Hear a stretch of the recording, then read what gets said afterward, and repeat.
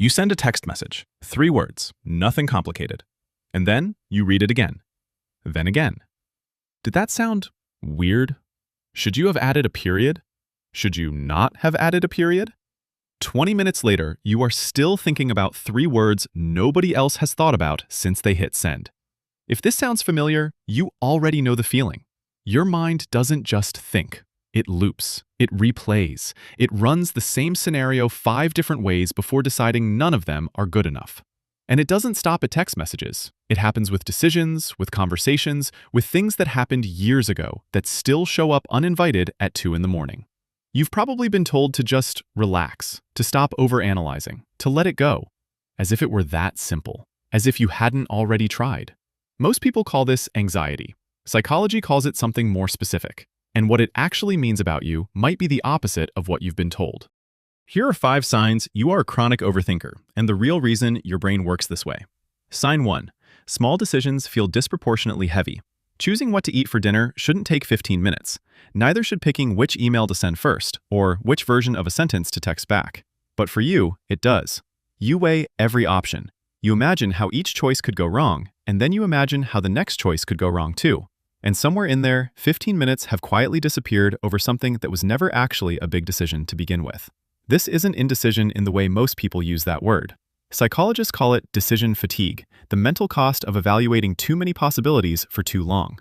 Your brain isn't broken, it's working overtime, weighing outcomes most people never even consider before they act. The exhausting part isn't the decision itself, it's everything your mind runs through before you ever let yourself make it, and the quiet doubt that follows even after it's done, when part of you is still wondering if you chose right. Sign 2. Conversations don't end when they end. You leave a conversation and it keeps playing. What they said, what you said back, the half-second pause before they answered, the tone in their voice that might have meant nothing or might have meant everything.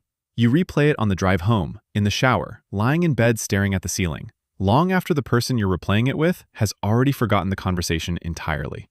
Researchers call this rumination, the tendency to replay and reanalyze past events long after they're actually over. Psychologist Susan Nolan Hoeksema spent decades studying this pattern in her research on overthinking and found something important. Rumination isn't about weakness. It's about a mind that refuses to let unresolved things stay unresolved, even when the conversation ended hours ago and everyone else has already moved on.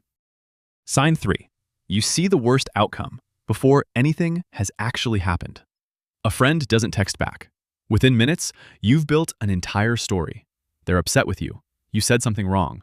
The relationship is quietly falling apart, and nobody has told you yet. By the time they finally reply with something completely ordinary, you've already lived through an imaginary version of the worst case, complete with the apology you'd give and the friendship you'd already mourned losing. This is called catastrophic thinking, and it isn't pessimism. It's your brain trying to prepare for pain before it arrives.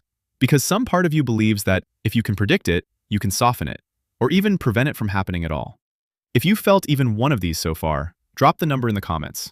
I read every single one. Sign 4. Your mind won't turn off at night. You're exhausted. Your body wants sleep, but your brain keeps running.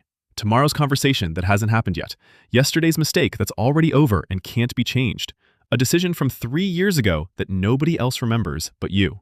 This is your default mode network, the part of your brain that activates when you're not focused on an external task.